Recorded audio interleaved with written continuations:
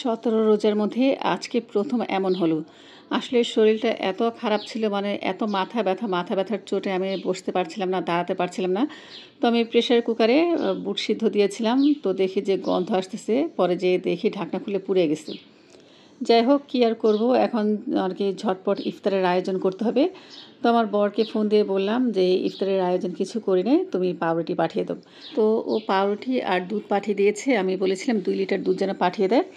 আসলে সবাই রোজা রেখেছি, আর রোজা রেখে এমনিতেও কিন্তু আমাদের শরীরের জন্য ভাজা পোড়া তেমন একটা ভালো না। আমি ভাজা পোড়া তেমন করিও না, দেখা যায় শুধু ছোলা বুট আর পেঁয়াজও করি। তো আজকে তো সেটাও হলো না। পরে চিন্তা করলাম যে ব্রেড টোস্ট করে নিই। এখানে আমি 1 লিটার দুধ জাল দিয়ে নিয়েছি, আর 1 লিটার দুধ রেখে দিলাম। তো এখানে 3টা ডিম নিয়েছি আর 4টা ডিম সিদ্ধ দিয়েছি। তো ডিম সিদ্ধ করব ইফতারে, আর কি ডিম সিদ্ধ খাবো, আর হচ্ছে ব্রেড টোস্ট করব। তো এখানে কিন্তু আমি ডিমের সাথে প্রায় 1/4 কাপের মতন আর কি লিকুইড দুধ দিয়েছি। এতে করে কিন্তু দেখা যায় ব্রেডের কালারটা খুব সুন্দর আসে, অনেক সফট হয়, খেতে ভালো লাগে। আর ডিমেরও কিন্তু বরকত পাওয়া যায়। নয়তো এত বড় বড় পাউরুটি দেখা যায় 3টা ডিম দিয়ে বড় জোর 5 পিস ভাজা হতো। তো আমি একদম ডুবো তেলে ভেজে নিচ্ছি, কারণ আমি দেখেছি অল্প তেলে ভাজতে গেলে আর কম আঁচে ভাজতে গেলে তেলের পরিমাণ বেশি লাগে। তেলটা কিন্তু পাউরুটির মধ্যে সোক করে নেয়। আর যদি বেশি তেলে চুলার আঁচটা বাড়িয়ে একটু ভাজা যায়, তাহলে কিন্তু তেল ভিতরে একদম ঢোকে না, খেতেও ভালো লাগে। তো একে একে এভাবে আমি সবগুলো পাউরুটি ভেজে নিব। দেখি কয় পিস পাউরুটি হয় 3টা ডিম দিয়ে। হ্যালো এভরিওয়ান, আসসালামু আলাইকুম। আশা করছি দেশের যে প্রান্ত থেকে যে যেখান থেকেই আমার ভিডিওটি দেখছো সবাই খুব ভালো আছো, সুস্থ আছো। আলহামদুলিল্লাহ, আমিও তোমাদের দয়ায় অনেক ভালো আছি। তো বরাবরের মতো আমার চ্যানেল সামিরাস লাইফস্টাইল ব্লগ থেকে আমি সামিরা পবিত্র মাহে রমজানের 17 রোজায় সবাইকে অনেক অনেক শুভেচ্ছা ও ভালোবাসা জানিয়ে আরও একটি নতুন ডেইলি ব্লগ উপস্থাপন করছি। আশা করছি আজকের ভিডিওটা তোমাদের খুব ভালো লাগবে। তবে আমি বলবো তোমরা ভিডিওটি কেউ স্কিপ করে দেখো না, প্লিজ ভিডিওটিতে একটি লাইক দিয়ে এরপরে সম্পূর্ণ ভিডিওটি দেখা কন্টিনিউ করো। আজ 2 দিন ধরে তাসনিম বারবার বলছে ওকে কোল্ড কফি যেন বানিয়ে দেয়, আর আমিও শুধু ঘুরিয়ে যাচ্ছি যে আজ দিব না কাল দিব না। তো ভাবলাম যেহেতু আজকে কোনো ইফতারিতে ভাজা পোড়া আয়োজন নেই আর তরমুজও শেষ হয়ে গিয়েছিল, তো ভাবলাম যে সবার জন্যই কোল্ড কফি করি। ঘরে আমার দেখা যায় যে কোকো পাউডার ছিল, আমি মালয়েশিয়ান কোকো পাউডারটা ইউজ করি, এটাও শেষ হয়ে গেছে। তো যতটুকুন ছিল ওইটুকুন দিয়েই হয়ে যাবে ইনশাল্লাহ। আর ঘরে চকলেটও ছিল। তো এই যে মেল্ট করা চকলেট ছিল, চকলেটটা আমি মাইক্রোওয়েভে গরম করে এখানে প্রায় 3 থেকে 4 টেবিল পরিমাণ আর কি চকলেট দিয়েছি। সাথে তো 1 লিটার দুধ দিয়ে আর কি কোল্ড কফিটা করছি। আর এখন ঘড়ির কাঁটা প্রায় 5:45 বাজে। এই যে আমার বর এমন সময় দেখো কী কী নিয়ে আসছে। সে তরমুজ এনেছে, তারপর ফ্রোজেন কিছু আইটেমের প্রয়োজন ছিল, ফ্রোজেন আইটেম এনেছে। তবে আমাকে আসার আগে ফোন দিয়েছিল কী কী লাগবে জানার জন্য, কিন্তু আমার মাথা এত পরিমাণ ব্যথা করছিল, আমি ওকে কি বলেছি না বলেছি ঠিক আর কি খেয়াল নেই। তো যতটুকু মনে ছিল যে এই জিনিসগুলো ঘরে লাগবে অতটুকুর কথা বলে দিয়েছি, আর যেটুকু মন ছিল না অতটুকু ও আর কি নিয়ে আসছে। যেমন খেজুরটা একদম শেষ হয়ে গিয়েছিল, কিন্তু মাথা ব্যথার চোটে আমি কিছুতেই ওকে বলতে পারছিলাম না যে খেজুরটা লাগবে। যাই হোক, তরমুজ এনেছে। তরমুজটা মাশাল্লাহ প্রচণ্ড লাল হয়েছে। আমার ছোটো মেয়ে দেখে সে তো ভাইরাল ডায়লগটা দিয়ে দিল যে কী রে এলে মধু মধু। যাই হোক, এই যে 2টা কিচেন টিস্যু এনেছি। আসলে কিচেন টিস্যুর বেশি প্রয়োজন হয় এই রমজানের দিনে, তার বেশি দেখা যায় দরকার হয়। তারপর সাথে এনেছি একটা পাপরিকা পাউডার। আর এই যে দেখো এই আর কি খেজুরগুলা ভীষণ মজা, আমার কাছে খেতে ভালো লাগে। মরিয়ম খেজুর, এই খেজুরের মধ্যে কিন্তু বিভিন্ন কোয়ালিটি আছে, তবে আমার কাছে এটা খুব ভালো লাগে। আর আনিয়েছি 2টা মজারেলা চিজ। চিজও খুব কাজের জিনিস। দেখি ইফতারিতে কিছু নতুন আইটেম বানানো যাবে। আর এনেছি ফ্রোজেন পরোটা আর সসেস। কাজী ফার্মের যে ঝাল সসেসটা, এটা আমার মেয়েরা খুব পছন্দ করে। তো ফ্রোজেন আইটেমগুলো এখন আর কি ফ্রিজে রেখে দিলাম। আর খুব তাড়াহুড়া কিন্তু যাচ্ছে আজকে। ওই যে আগেই বললাম শরীরটা ভালো ছিল না, তার মধ্যে আবার এখন এই যে ফ্রোজেন আইটেমগুলো এনেছে, তার মধ্যে নেই ফ্রিজের জায়গা। তো অনেক কষ্ট করে ফ্রিজে কোনো রকম আর কি চাপিয়ে চুপিয়ে রেখে দিলাম। আর এখন আমি এই যে কোল্ড কফিগুলো ঢেলে নিচ্ছি। তবে কোল্ড কফি কিন্তু বরফ দিয়ে খেতে ভালো লাগে। আর আমি প্রায় কোল্ড কফিটা বানানোর পরে 10-15 মিনিট ফ্রিজে রাখার সুযোগ পেয়েছিলাম। তো এই ঠান্ডাতে কিন্তু কিছুতেই কোল্ড কফি মজা লাগে না, এই কারণে আমি বেশি করে বরফ কুচি দিয়েছি। দুধটা যদি আমি প্রায় 5-6 ঘন্টা ফ্রিজে রাখতে পারতাম একদম বরফ দুধের সাথে, কোল্ড কফিটা বেশি ভালো লাগে। যাই হোক, এটাও খুব ভালো হয়েছে। আর সাথে আমার আর কি ম্যাঙ্গো ফ্লেভার, এরপর হচ্ছে ভ্যানিলা ফ্লেভারের আইসক্রিম ছিল, আইসক্রিম দিয়ে দিলাম। তবে তাসনিম আমাকে নিষেধ করলো, ওর আমি কোল্ড কফির মধ্যে যেন আইসক্রিম না দিই, তাই ওটার মধ্যে দেইনি। আর তাসনিমের বাবার জন্য আলাদা তোকমা দানা দিয়ে, তারপর চিয়া সিড দিয়ে একটা শরবত করেছি, আর আমাদের জন্য কোল্ড কফি। তবে আমার বরের জন্য কোল্ড কফি করেছি। আর তরমুজটা মানে আমি কাটার সাহস পাইনি। আমি আমার বরকে বললাম, তুমি স্লাইস করে টেবিলে রেখে দাও, যা আছে আজকে তাই খেয়ে নাও।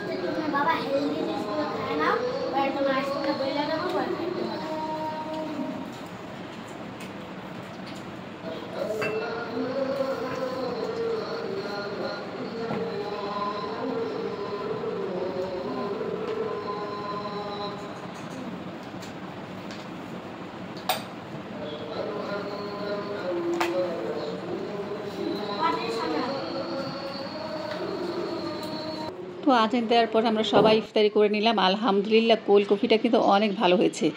আর আমার এতক্ষণ পর্যন্ত যে মাথা ব্যথাটা ছিল, তো আমি দেখলাম যে খেজুরটা মুখে দেওয়ার সাথে সাথেই কিন্তু আমার মাথা ব্যথাটা আস্তে আস্তে কমা শুরু করেছে। তো আল্লাহ তাআলার এটা হয়তো একটা রহমত, আমি জানি না আমার শরীরটা এত কেন খারাপ হয়ে গিয়েছিল।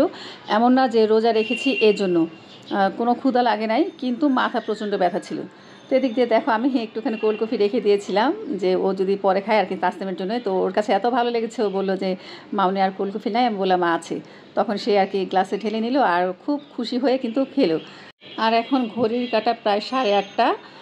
তাসনিমের বাবা তো নামাজ পড়তে চলে গেছে, আমিও আর কি মাগরিবের নামাজ পড়ে অনেকক্ষণ শুয়েছিলাম। আলহামদুলিল্লাহ, এখন দেখা যায় 80%ই মাথা ব্যথা ভালো হয়ে গেছে। আর আজকে যেহেতু তেমন কিছু রান্না করিনি, নাফি তাসনিম দুজনেই বলছিল বাইরে থেকে খাবার অর্ডার করবে, আমিও বললাম ঠিক আছে।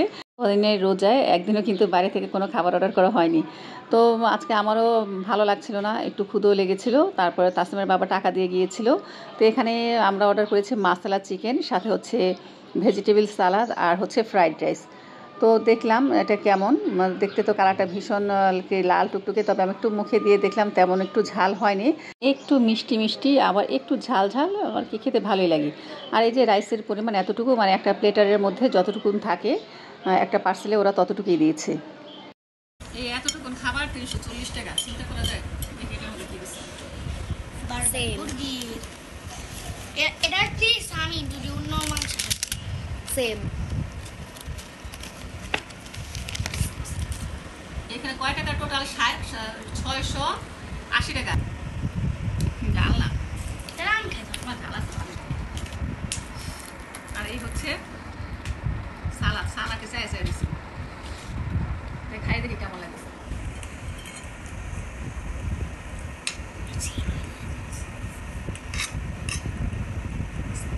তোমাকে তো ভিডিও করছে। টেস্ট খারাপ না, মোটামুটি।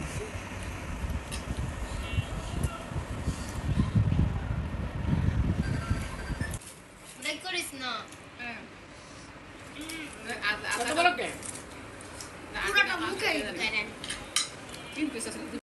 তো আমার ছোটো বোন আসছিল, আমার ভাগ্নি আসছিল, সবাই মিলে খেলাম 2 প্যাকেট। অল্প জিনিস দেখবে, বেশি মানুষ হলে কিন্তু খেতে ভালো লাগে। তো আমার বড় বোন আসছে, আর আমার ভাগ্নি, আমার ছোটো বোন তো আছে, চা করলাম ওদের জন্য। আর সাথে ছিল বিস্কিট, পাউরুটি। আসলে ইফতারি করার পরে কিন্তু তেমন কিছু খেতে ভালো লাগে না। তারপরে যেহেতু আমি হালকা পাতলা ইফতারির আয়োজন করেছিলাম, ভাবলাম যে বিস্কিট পাউরুটি বের করি। তবে শুধু পাউরুটি দিয়েই চাটা খেলাম। তো চাটা খেতে খেতে হঠাৎ মনে হলো এটার সাথে একটু কফি অ্যাড করলে খেতে ভালো লাগতো। আমরা কিন্তু মাঝে মাঝেই দেখা যায় এমন করি, চায়ের সাথে একটুখানি কফি মিক্সড করে নিই। তো আপাকে বললাম যে কফি আনবো নাকি? আপা বললো ঠিক আছে আন। তো আমার কাছে কিন্তু শুধু কফিও আছে, আবার দেখা যায় 3 in 1 মিক্সড করা কফিটাও আছে।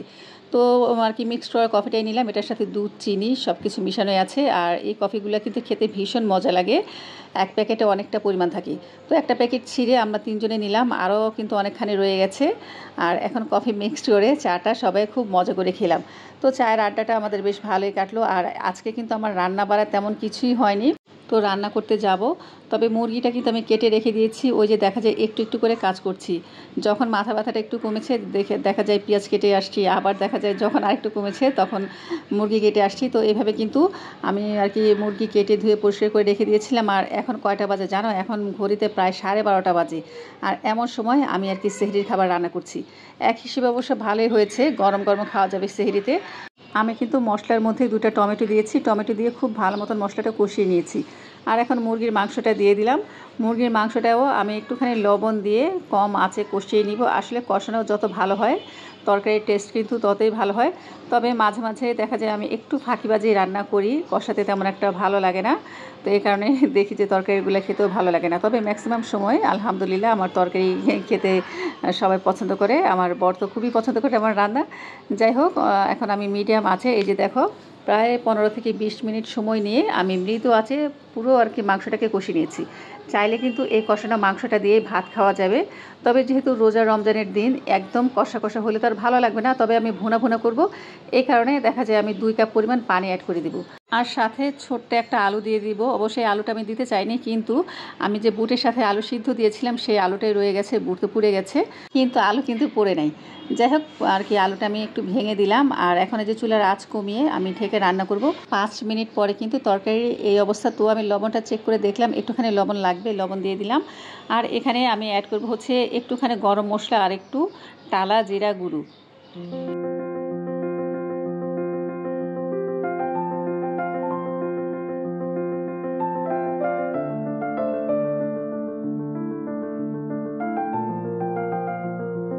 আমার মুরগির মাংস রান্না অলমোস্ট ডান। তবে নামানোর আগে এখন আমি 3-4টা কাঁচামরিচের মাথা ভেঙে দিয়ে দিব। আর এই কাঁচামরিচটা দেওয়ার ফলে তরকারিটা খেতে যে কী মজা লাগে, তোমরা যারা মুরগির মাংস রান্না করো এভাবে লাস্টে একটুখানি মরিচ দিয়ে দেখো, অনেক স্বাদ লাগে। আর এদিক দিয়ে আমার দুধ সুন্দরী দেখি হঠাৎ উপরে উঠে গেছে, পরে যাবে এই অবস্থায় আমি চুলার জালটা একদম আর কি কমিয়ে দিয়েছি। আর একটুখানি নাড়াচাড়া দিয়ে চুলার জালটা কমিয়ে রেখে দিলাম। আজকে কিন্তু দুধ পড়তে পারে নাই, আর প্রত্যেকটা দিন দুধ পড়ে মানে চুলা আমার একদম ভরে যায়, আজকে একটা ফোঁটা পড়লো না। যাই হোক ভালো হয়েছে। আর আজকে চিন্তা করেছি রান্না করব ঘন ডাল, ডালটা হাতে মাখিয়ে রান্না করব, তার সাথে দিব বোম্বাই মরিচ। মানে আমার এখন এডিট করতে যে জিভে পানি চলে আসে, এত মজা হয়েছিল ডালটা কি বলবো। বেশি পরিমাণে আমি ডাল নিয়েছি, সাথে দিয়েছি 1 টেবিল চামচের মতন রসুন কুচি, 1/2 চামচের মতন আদা কুচি, আর দিয়েছি 1/4 কাপ পরিমাণ পেঁয়াজ, একটা কাঁচামরিচ ভেঙে দিয়েছি, দিয়ে দিলাম স্বাদ মতো লবণ, 1 চিমটি দিয়েছি হলুদ, আরও দিয়ে দিলাম সরিষার তেল। তো সব কিছু দিয়ে এখন আমি ডালটাকে ভালো মতন চটকে মেখে নিব। এই মাখানোটা যত ভালো হবে ডালটা খেতে কিন্তু ততই ভালো লাগবে। তবে এখন আমি বোম্বাই মরিচটা দিব না, বোম্বাই মরিচটা দিব একদম লাস্টে। তো আমি ডালটা মাখানোর পরে এখানে আমি দিয়ে দিলাম 2 কাপের মতন পানি। বেশি পানি অ্যাড করবো না, কারণ ঘন ডাল হবে, বেশি পানি দিলে কিন্তু আবার দেখা যায় শুকাতে অনেকটা সময় লেগে যাবে। তো এদিক দিয়ে দেখো আমার তেল মশলা একদম উপরে উঠে চলে আসছে, আর কাঁচামরিচের কালারটা কিন্তু একদম ঠিকঠাক আছে, কোনো কালার চেঞ্জ হয়নি, কিন্তু খুব সুন্দর একটা তরকারি থেকে ফ্লেভার ছড়াচ্ছে। তো আমি এখানে 1 কেজি দুধ ঘন করে নিব। আসলে নাফি প্রতিদিনই চেঁচামেচি করে, দুধ পাতলা থাকলে ভালো লাগে না, আমার কাছে ভালো লাগে না খেতে। তো এই কারণে চুলায় রেখে একদম কম আছে দুধটাকে ঘন করে নিচ্ছি। আর এই যে 3 চুলায় রান্না বসিয়ে দিয়েছি। তো আমার ডালটা কিন্তু দেখো হয়ে গেছে, অনেকটাই টেনে গেছে। তো এই পর্যায়ে আমি বোম্বাই মরিচটা দিয়ে দিব। বোম্বাই মরিচটা কিন্তু অনেক ঝাল আর খুব সুন্দর একটা ফ্লেভার আছে বোম্বাই মরিচের, খেতে আর কি খুব ভালো লাগে। তো এখান থেকে আমি অর্ধেকটা পরিমাণ দিয়ে দিলাম। আর এখন আমি এখানে ধনেপাতা অ্যাড করবো, একদম ফ্রেশ ধনেপাতা কুচি। বোঝাই যাচ্ছে ডালটা আর কি খুব খেতে মজা হবে, দেখতে যেমন হয়েছে খেতে কিন্তু ততটাই মজা হয়েছে। তো ডাল হয়ে গেছে, আমার রান্না বাড়াও কিন্তু শেষ পর্যায়ে। আর এখন প্রায় 1:45টার মতো বাজে। তো রান্না বাড়া শেষ করে কিন্তু শুয়েছিলাম, কিন্তু কিছুতেই ঘুম আসছিল না। আর আমার বর তো আমাদের সাথে প্রচণ্ড চেঁচামেচি করছে, যেমন নাফির সাথে তেমন আমার সাথে বলছে যে রাত ভরে তোমরা জেগে থাকো, আর ভোর রাত্রে উঠাতে তোমাদের কষ্ট হয়ে যায়। তো এই যে দেখো ঘড়ির কাঁটা এখন কিন্তু 1:30, মানে 1:35 হয়ে গেছে। তো খুব আর কি রিকোয়েস্ট করে আমার বরকে বললাম চলো এখন ভাতটা খেয়ে নেই, এখন ক্ষুধা লাগছে, এখন খেতে পারবো। আর ভোর রাতে কিন্তু আমি ভাত একদম খেতে পারি না, যেমন গতকাল না আমি শুধু 1 কাপ দুধ খেয়ে রোজা রেখেছি, একটা ভাতও খাইনি, কেন জানি আমার ভাত খেতে ইচ্ছে করে না। আর ভাত খেতে ইচ্ছে করে সন্ধ্যা রাত্রের দিকে, কিন্তু সন্ধ্যা রাত্রে খেলে ভোর রাত্রে আবার খেতে পারি না। যাই হোক আমার বড় রাজি হয়েছে একটা শর্তে তাড়াতাড়ি খাওয়ার জন্য, আমরা যেন ফজরের নামাজটা পড়ে ঘুমাই, কারণ ঘুমিয়ে পড়লে ফজরের নামাজের পড়া হবে না। তো আমরা কিন্তু সেহরি খেয়ে ফজরের নামাজ পড়ে ঘুমিয়েছি। আজকে এ পর্যন্ত, আল্লাহ হাফিজ।